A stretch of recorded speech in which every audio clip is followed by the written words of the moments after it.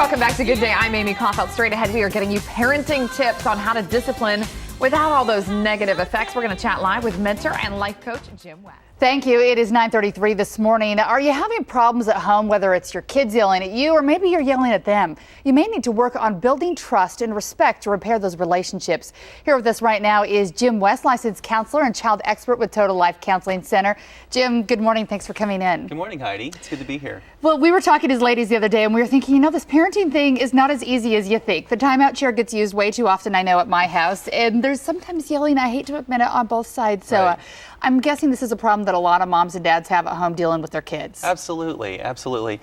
Misery loves company. So when the kids don't get what they want, they're going to try to pull you into their misery. They don't want to be mad by themselves. So we need to validate their feelings rather than jump in with them. Just agree with how they feel. I can see you're frustrated, and they'll go, yes, I am. And I can see why you're frustrated, because it's time to go to bed and you want to keep watching TV. And they'll be like, yeah, I hate bedtime, or I like my program. And so we just validate, we empathize with them and calm them down. And then if they break our trust, if they're disrespectful or they do something wrong, we need to offer opportunities for them to rebuild the relationship. And just saying sorry doesn't cut it, because sorry means I feel for you.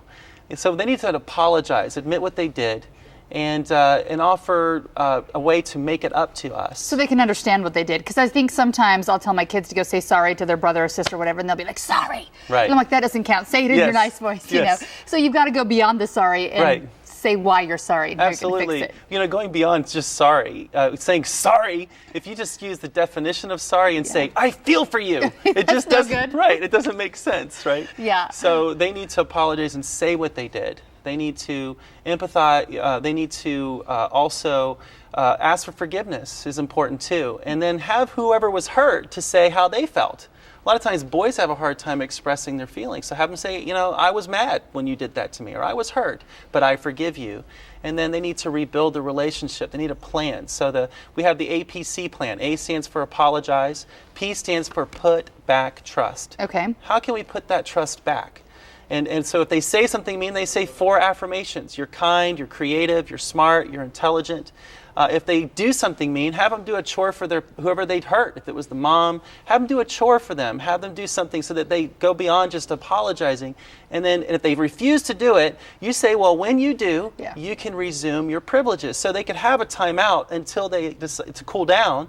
But once they cool down, they need to repair the relationship. That's an interesting idea, because they always say that you love the ones you serve, and that by doing that little piece of service that you might appreciate them a little more. Absolutely.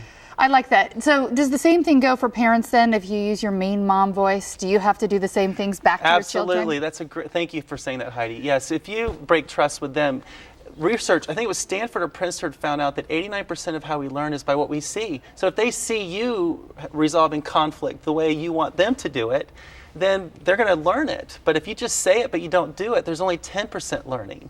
So yes, it's nice to have the parents to say, I'm going to take a timeout. I even have teachers in schools say, I'm going to take a timeout, because timeout shouldn't be a punishment. It's really a time for us to collect our thoughts, because when we're mad, we're temporarily insane.